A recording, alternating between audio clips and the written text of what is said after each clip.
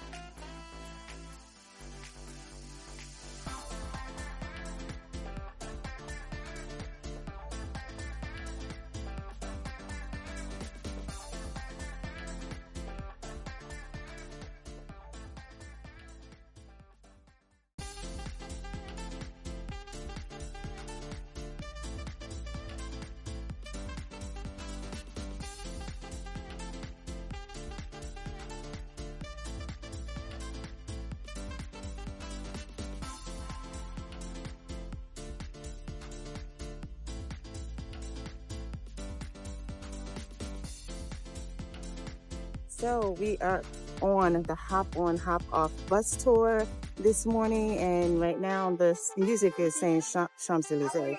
That's where we are, but took some pictures and videos along the way for you.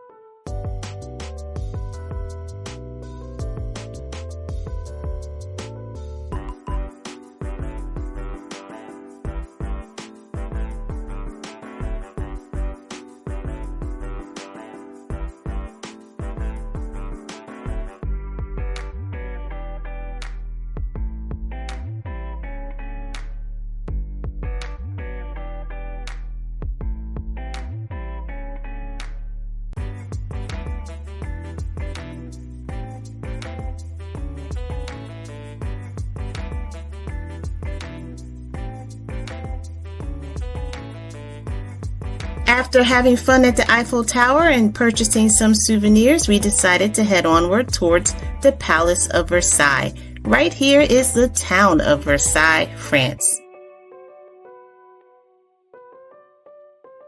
The town of Versailles, famously known for its palace, is situated in the Île-de-France region about 20 kilometers southwest of Paris, France. Established as a small village, the development of Versailles was profoundly influenced by King Louis XIV, who decided to build the Palace of Versailles and move the French court and government there in 1682. The presence of the court transformed Versailles into a bustling town and an epicenter of political power until the French Revolution in 1789. The growth and structure of Versailles were directly tied to the needs and plans of the royal court. The town was laid out with a strict formal design which included avenues and a geometric layout radiating from the palace. Throughout the reigns of Louis XIV, Louis XV, and Louis XVI, Versailles was not only political capital, but also a cultural hub. It played a significant role in the development of French arts, including theater, music, and fine arts, largely patronized by the monarchy. Today, Versailles has a population of approximately 85,000 residents.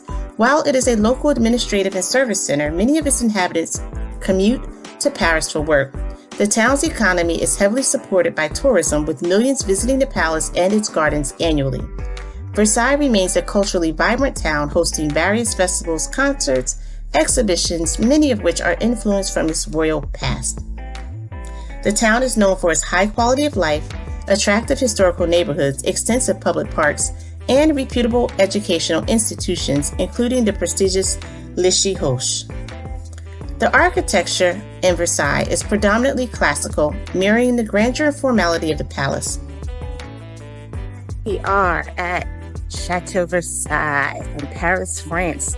It is an amazingly large castle. I'm very, very excited to tour it today. Many buildings from the 17th and 18th centuries are well preserved. The layout of Versailles is characterized by its ordered classical planning, with avenues leading directly from the palace, emphasizing its central role in the town's geography and history. Balancing the preservation of its historical legacy with modern urban needs is a continual challenge for Versailles. Issues like managing tourist influx, residential development, and maintaining the historical sites are central to its urban planning policies. Versailles is more than just its palace. It is also a town steeped in history with a vibrant modern life, illustrating a blend of royal legacy and contemporary French culture. We are at Versailles in the courtyard, looking at this $3.2 billion palace. It is simply amazing. So we want to get some pictures in front of the Golden Gate. I'm glad it's not raining. It's like drizzling a little tiny bit off and on, but so far we're good with the weather, and then we'll go inside.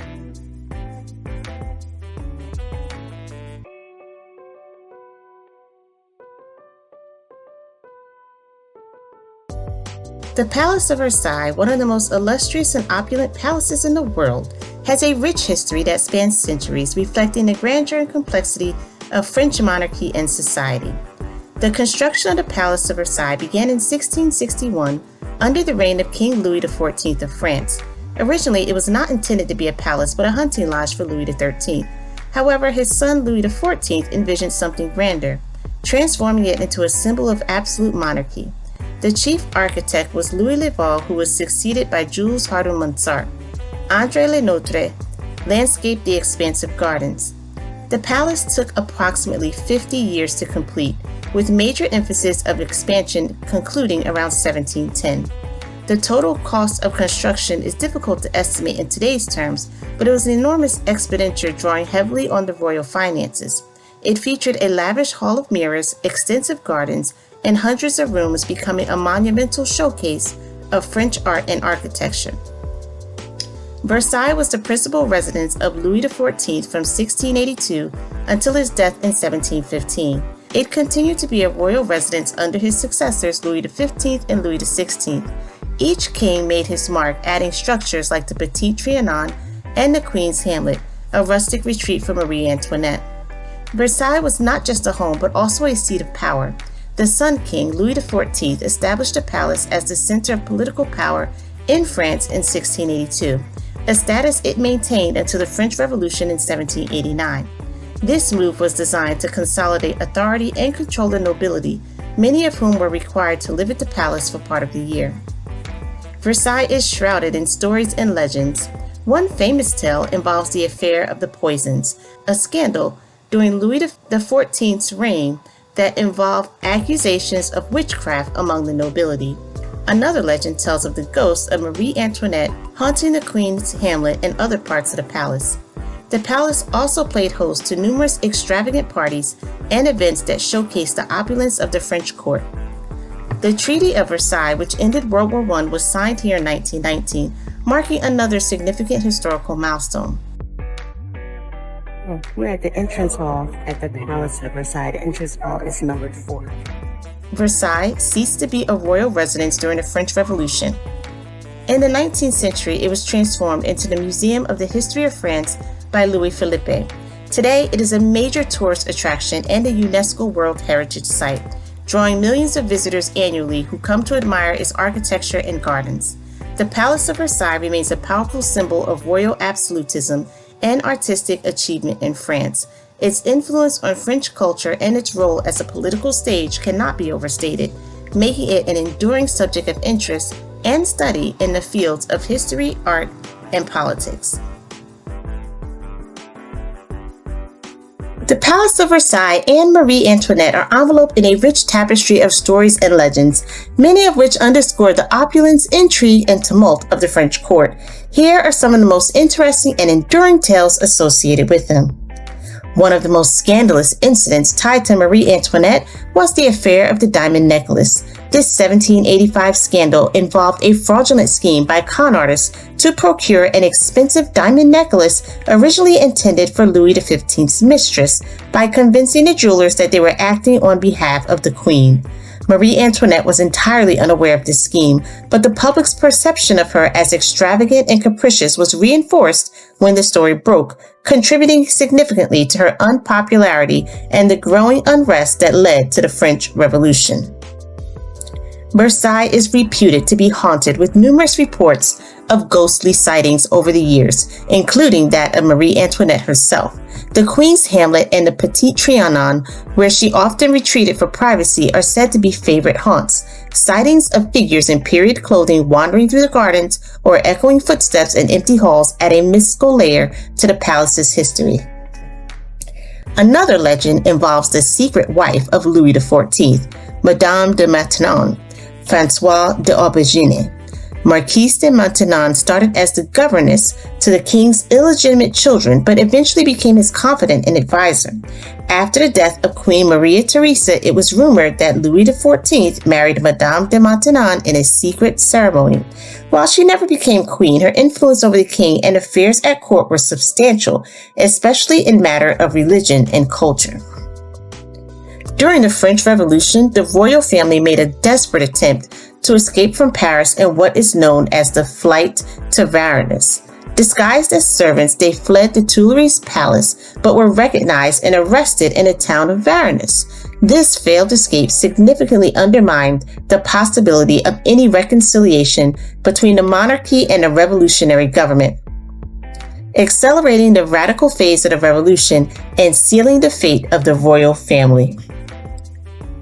While not directly related to Versailles, the story of the man in the iron mask is another legend of the era of Louis XIV. This unidentified prisoner who wore a mask to conceal his identity and was held in various prisons, including the Bastille, has been the subject of much historical speculation and popular mythologizing, including theories that he might have been Louis XIV's twin brother or another close relative kept hidden to prevent challenges to the king's rule.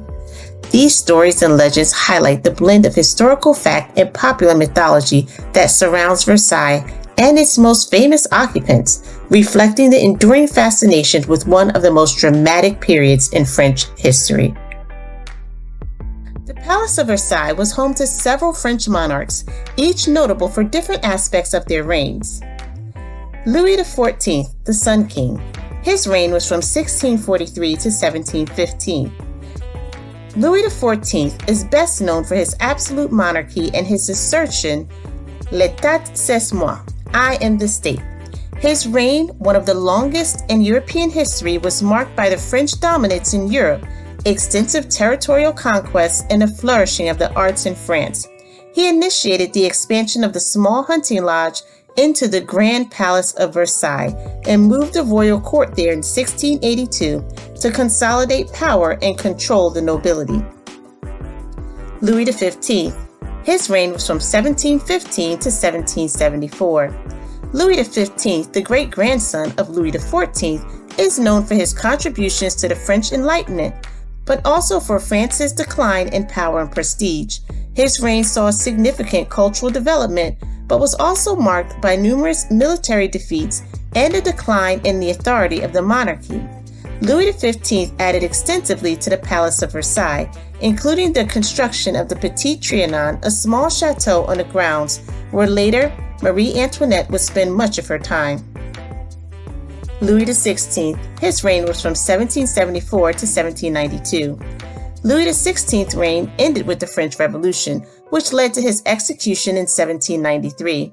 Known for his indecisiveness and perceived ineffectiveness, Louis XVI struggled with financial crisis and widespread discontent that eventually boiled over into revolutionary fervor. He and his queen Marie Antoinette became symbols of the excesses of the monarchy. Marie Antoinette, the Austrian-born queen married to Louis XVI, became infamous for her extravagant lifestyle and the phrase, "let them eat cake," which, though popularly attributed to her, there's no evidence she actually said. She was a major political figure and the target of a great deal of scandal and popular unrest. Marie Antoinette's life and death remain symbols of the excess and downfall of the French monarchy. Beyond its royal residence, Versailles became a living symbol of the absolute monarchy of the Ancien Regime. The palace was not just a royal residence, but also a complete seat of government and political power, where significant decisions affecting France were made. As such, it housed not just the royal family, but also numerous courtiers, officials, and servants. The etiquette and ceremonies of the court at Versailles were designed to reinforce the image of the king as a divine right monarch and were meticulously upheld. After the French Revolution, the palace ceased to be a royal residence.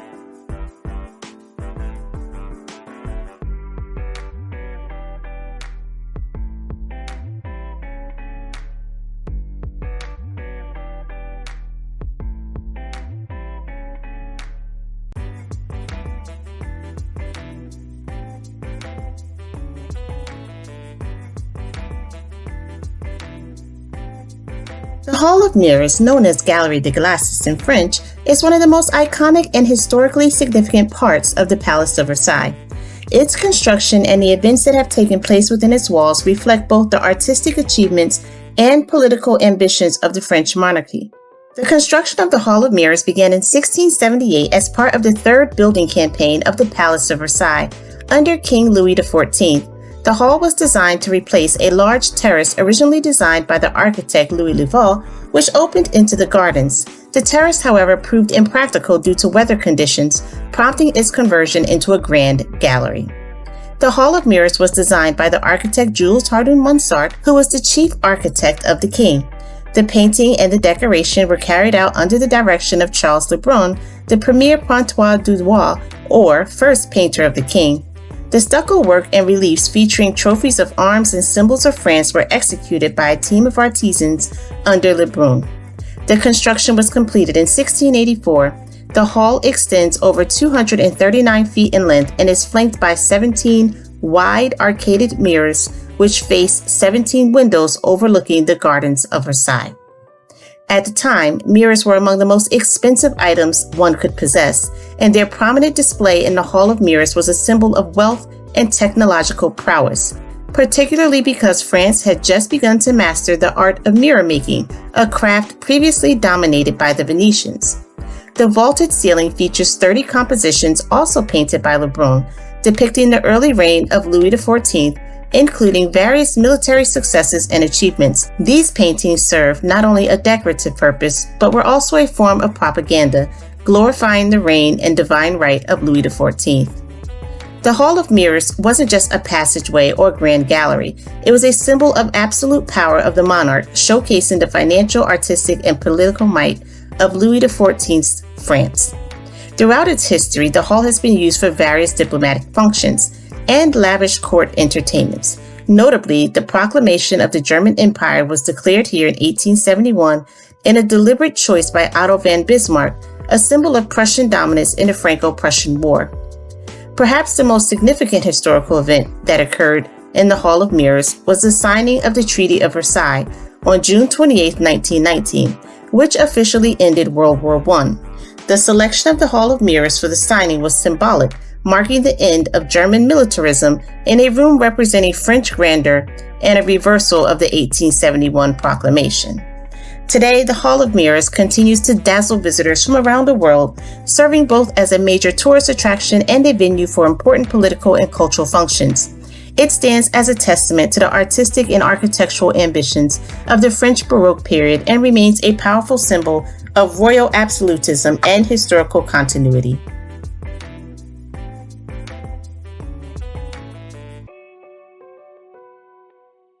In the famous Hall of Mirrors at the Palace of Versailles.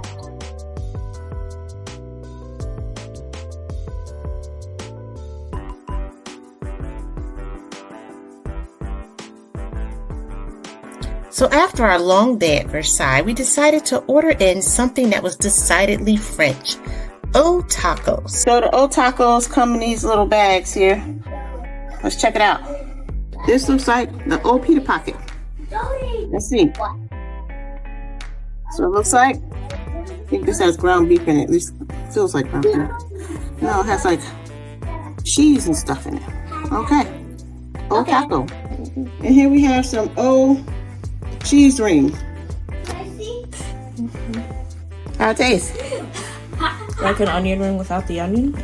Onion ring without the onion. Let's see that cheese. Ooh.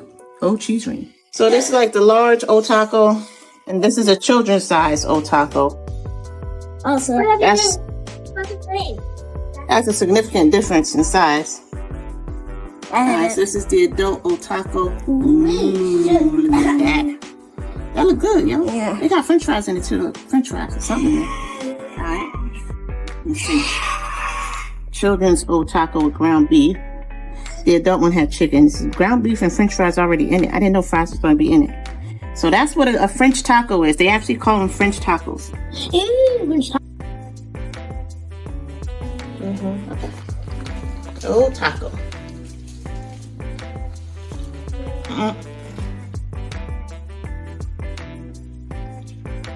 That is really good.